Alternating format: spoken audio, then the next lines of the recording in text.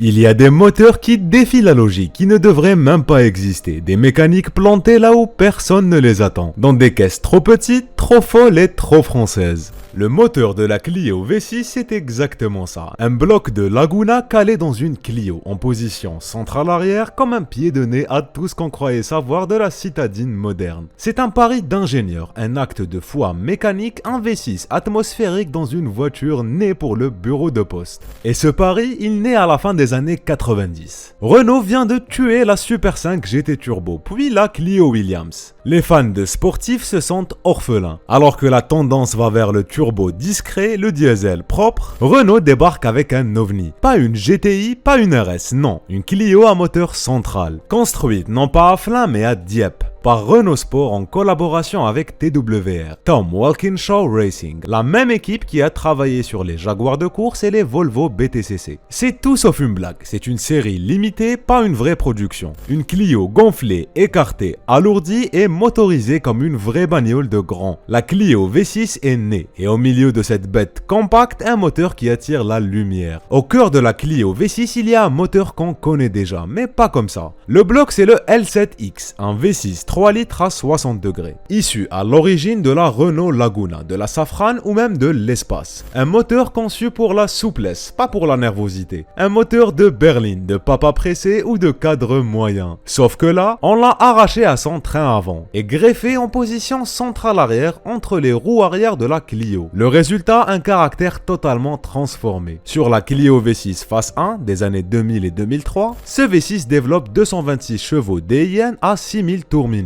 et 30,6 mètres/kg de couple à 3750 tours minute. Une puissance transmise uniquement aux roues arrière. Via une boîte manuelle 6 rapports, le moteur est atmosphérique, pas d'artifice. Il faut aller chercher les chevaux haut dans les tours. Le son est grave, plein, métallique, une signature bien à lui. Mais ce n'est pas un moteur explosif, c'est un moteur plein, linéaire, presque progressif. Il aime les montées en régime propre, sans à-coups et sans violence. Dans une berline, il serait presque discret. Dans la Clio, il devient le centre de gravité de tout le châssis. Chaque relance modifie l'équilibre, chaque accélération pousse sur le train arrière comme un ressort trop tendu. En 2003, Renault revoit sa copie. La phase 2 est entièrement retravaillée par Renault Sport. Plus large, plus basse, plus affûtée et surtout plus puissante. Le moteur développe maintenant 255 chevaux DIN à 7150 tours minute et 30,6 mètres/kg inchangés, mais étalés différemment. Le bloc reste le même, mais la gestion électronique, l'admission, la ligne d'échappement et le refroidissement sont améliorés. Résultat, un moteur plus alerte, plus expressif et plus sportif. La zone rouge recule légèrement et le moteur gagne en vivacité. Il se montre plus communicatif, plus prompt à répondre et le 0 à 100 km/h passe de 6,4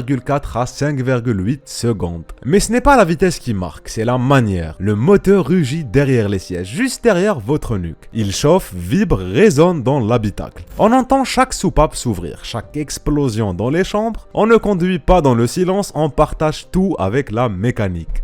Ce n'est pas un V6 de course, c'est un V6 de GT. C'est un moteur de série réinterprété par défaut et pourtant, il a une voix, une montée en régime profonde puis criarde, une allonge jusqu'à 7000 tours et surtout une présence. Il est là, il est massif, il respire derrière vous, il commande. La première fois qu'on prend le volant d'une Clio V6, on n'a pas l'impression d'être dans une Clio. Les formes sont là, oui, le tableau de bord à peine modifié, les compteurs un peu plus sportifs, mais dès qu'on tourne la clé, tout change. Le moteur prend vie à quelques centimètres de votre dos, et ça, c'est unique. Pas de banquette arrière, à la place, une cloison, des ouvertures, un bruit sourd et chaud qui monte à chaque coup de gaz. Le V6 n'est pas qu'un moteur, c'est un colocataire, il vit dans l'habitacle, il résonne, il souffle et il vibre. Et quand on commence à rouler, il impose son rythme. La phase 1, avec ses 226 chevaux et son châssis encore imparfait, demande du respect. Le poids à l'arrière déséquilibre l'ensemble dans les courbes rapides. L'amortissement manque de rigueur, la direction n'est pas toujours transparente. Sur le sec, ça passe. Sur le mouillé, ça peut mordre. Le moteur pousse fort mais sans brutalité. Ce qui surprend, c'est moins la puissance que la sensation d'avoir l'arrière qui pousse l'avant sans prévenir. Un comportement qu'on n'attend pas dans une Clio. La phase 2 gomme une partie de ses excès. Châssis plus large, voie élargie et train roulant repensé. Le moteur est plus franc, mais la voiture est aussi plus stable. Elle entre en virage avec confiance, reste collée et se laisse placer au frein. En sortie de courbe, le V6 peut encore surprendre, mais c'est désormais une arme précise. Pas aussi rapide qu'une 911, mais bien plus intimidante qu'une GTI moderne. Et surtout, toujours cette sonorité. Ce grondement profond à bas régime qui devient un hurlement vers 7000 tours. Pas de turbo, pas de filtre à particules, pas de son artificiel, juste un moteur atmosphérique en pleine charge. À l'air libre, et cette poussée continue, pleine, jamais brutale, mais toujours présente. Ce moteur transforme la Clio en bête à deux visages. Presque civilisée en ville et féroce sur une route déserte. Conduire une Clio V6, ce n'est pas faire un trajet, c'est vivre une expérience. Le moteur est central, mais aussi central au sens symbolique. Il est l'axe autour duquel tout tourne. Il impose une posture de conduite différente. Il demande de l'anticipation, de l'écoute, de la retenue. Il récompense le calme, punit l'arrogance. Et quand on le comprend, il donne tout. Il devient complice, il devient vivant. Quand elle sort, la Clio V6 détente dans un paysage automobile de plus en plus sage. À côté, les compacts sportifs deviennent sérieuses, efficaces et mesurées. On parle de performance au chrono, de consommation maîtrisée et d'équipement. La Clio V6, elle, débarque avec 1400 kg, un moteur central arrière et zéro compromis. Les journalistes hésitent. Certains saluent l'audace, d'autres critiquent le comportement difficile, notamment sur la phase 1. En ville, elle est lourde, peu maniable et large comme une scénic. Sur autoroute, elle est bruyante, gourmande et instable dans les grandes courbes bosselées. Mais sur les routes sinueuses, dans les virages serrés où l'on peut vraiment dialoguer avec elle, elle se révèle. Et c'est souvent là que tout change. Car le moteur prend vie quand on lui parle avec les doigts, pas avec les chiffres. Sur une route de montagne, chaque rétrogradage est une pulsation. Chaque relance une poussée qui monte dans le dos, le châssis vous oblige à respecter la voiture. Mais le moteur vous encourage à y retourner, encore et encore. Certains propriétaires racontent avoir fait des centaines de kilomètres pour entendre le moteur chanter entre deux tunnels. D'autres évoquent ces départs matinaux, seuls sur une départementale déserte, juste pour le plaisir de sentir le V6 s'ouvrir vers 5000 tours. Sans autre but que ce son, cette sensation et ce moment. Des moments volés au temps, gravés dans la mémoire comme des rêves éveillés. Et il y a les plus fous, ceux qui ont osé emmener la Clio V6 sur circuit. Là, le moteur se donne pleinement. L'absence de turbo permet une précision rare dans la réponse, pas de souffle brutal, pas de creux, juste une montée continue et linéaire. Le V6 aime les hauts régimes, mais il tolère aussi les virages en deuxième à mi-régime, où il grogne comme un chien de garde prêt à bondir. Mais la mécanique n'est pas seule, c'est l'intégration du moteur, son emplacement, son rôle dans l'équilibre global de la voiture qui rend l'expérience unique. Ce V6 transforme la Clio, il change la façon dont elle se pose sur la route, dont elle réagit, dont elle vibre. Ce n'est pas un moteur ajouté, c'est un moteur fondu dans l'âme même de l'auto. Et pourtant, Renault savait dès le début que cette voiture ne serait pas un succès de masse. Produit à Dieppe, à la main, en quantité limitée, elle n'a jamais été rentable. Mais elle a marqué. Elle a prouvé que dans une époque rationnelle, on pouvait encore oser l'irrationnel. Que dans une marque généraliste, on pouvait encore créer une voiture de passion, pure, imparfaite, mais vraie. Aujourd'hui, les Clio V6 sont devenues rares. Les phases 1 sont regardées avec tendresse, les phases 2 avec admiration. Certaines dorment sous bâche, d'autres roulent encore, parfois dans le vacarme d'un échappement libéré, parfois dans le silence d'un dimanche matin humide, et à chaque fois c'est ce même moteur, ce même bloc atmosphérique qui respire derrière vos omoplates. Ce moteur, ce n'était pas le plus pointu, ce n'était pas le plus léger ni le plus sportif, mais il avait ce qu'aucun autre n'avait dans une voiture comme celle-là. Une présence, une voix, une chaleur, une manière de vous rappeler que vous n'étiez pas dans un produit mais dans un projet. Il transpirait l'absurde et le courage. Il rappelait que l'automobile pouvait encore être un terrain de folie douce, un terrain de jeu pour les ingénieurs rêveurs. Ce V6, il n'a pas seulement animé une voiture, il a réveillé une idée, qu'une citadine peut faire rêver comme une supercar si on ose inverser les règles. Et parfois, quand on croise une Clio V6, large et posée comme un bulldog prêt à bondir, on écoute. Ce n'est pas qu'un moteur derrière soi, c'est un manifeste, une vibration contre l'uniformité, une respiration mécanique qui dit encore même à l'arrêt « je suis là et je suis différent ».